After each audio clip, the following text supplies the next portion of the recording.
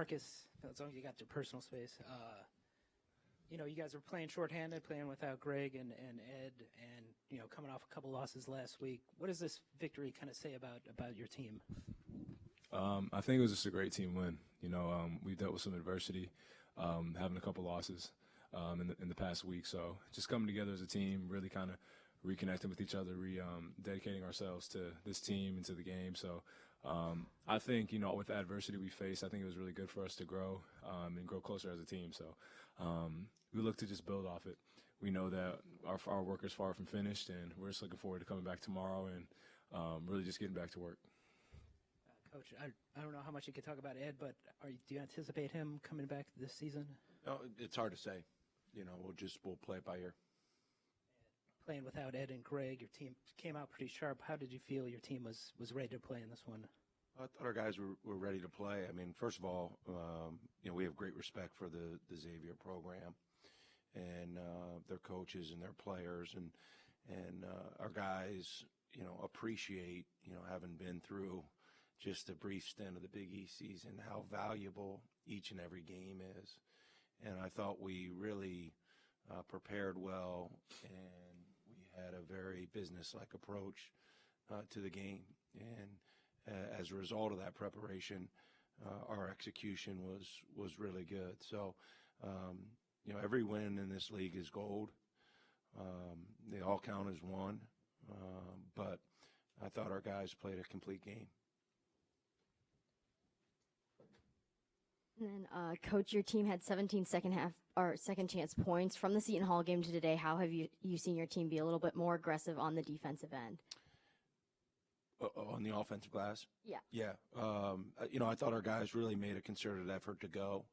I thought it was spearheaded by Jace and Theo. I thought those guys had great activity and came up with extra possessions. And, you know, when those guys are playing with that type of liveliness, it's contagious. I thought Sakar was as good as he's been in going to the offensive glass. And, you know, Brendan's been a good offensive rebounder for us. And, you know, in Big East play, there are no little things. You know, and you hear coaches use the cliche a lot, like little things win. Well, in our league, because of how balanced it is and how competitive it is, there are no little things. Everything's a big thing. So getting second chance points, second chance opportunities, those are big things. And Theo and Jace did just a wonderful job of setting the tone for us in that respect against an outstanding rebounding team.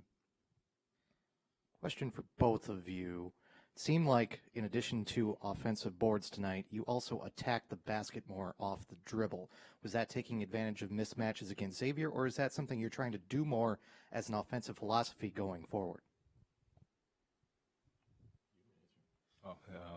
I think, you know, just a part of who we are as a team. We want to be sure that, you know, we're switching up what we're doing on the offensive end. So attacking the basket was one of the points we wanted to make, you know, attacking the paint, you know, using our speed to get to the rim. And we have a lot of guys who can really create and get their own shot at the rim. So we wanted to be sure we were getting into the paint, playing our offense in to out. So I thought in the second half we did a good job of that. You know, guys like Kobe, Sakar, really getting to the teeth of the defense. So that's something we've been harping on, you know, since the beginning of the season, using our speed and our slashing ability. And this was a game where it really just came out and showed. You know, to be quite frank with you, I thought we finished better. So, you know, going to the basket looks better when the ball goes in the basket. You know, we've not necessarily been a great finishing team. I thought we finished better. And then to start the game, you know, I thought Markus really let the game come to him. And, you know, he's only credited for 4 assists, and he made some really good passes. But he had a number of screen assists where his screen led to baskets for other guys. And, you know, that's not a stat that people track. But, you know, Theo starts the game with you know, essentially a dunk, and it's a result of Marcus's screen. Kobe got a layup, and it was a result of Marcus's screen. And, you know, him allowing the game to come to him like that, I think jump-started our other guys on the offensive end and put us in positions to get the ball in the paint because he attracts, and rightly so much attention. Markus, you kind of keyed that second half, like 15-0 run. how were you able to get loose for those open looks? No, I think it was just a mindset from our entire team. We wanted to come out strong in the second half. We didn't want to let up the lead like we have in the past. So I think it wasn't just me. I think, our whole team had that mindset of, we wanted to be in attack mode on both ends. And I think the run came from getting stops and getting runouts and transition. So that's a great credit to, I think, our guys just having a really locked-in mindset coming into the second half. Coach Steele mentioned, Jace's physicality down low, especially without Ed. What did you tell Jace and Theo just about trying to balance being aggressive and staying away from foul trouble? Yeah, I mean, certainly foul trouble's been an issue with Theo, and but he needs to be physical and he needs to play hard. It's staying away from the ticky-tack fouls that we. Is it something I said?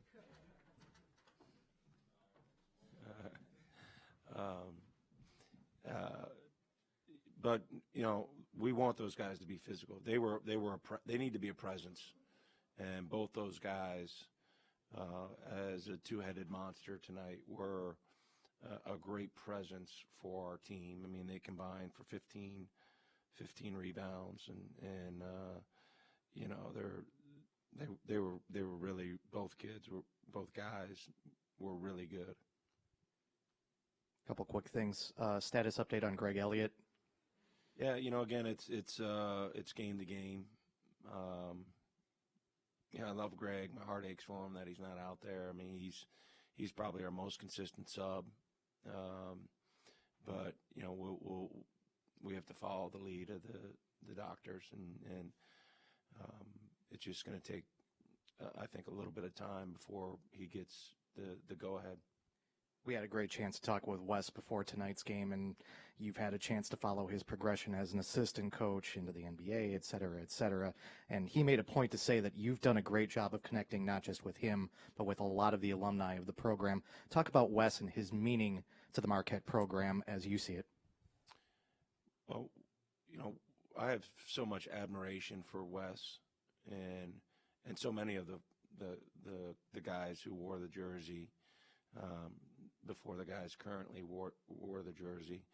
But, like Wes is somebody that you can point to in really every area of his life, whether it's his basketball life, whether it's how he handles himself as a man, how he treats his family. And you can hold him to our guys as an example of what you want a Marquette man to be like. And, obviously we're in the business of winning games in most people's eyes. But we also want to develop men. And if we can develop men that are like a Wesley Matthews, basketball side, then we'll be really successful. And I think we're doing that. We have really good kids who are going to be great men in our locker room. I don't know if they'll all be as good as Wes as a player because he's so darn good.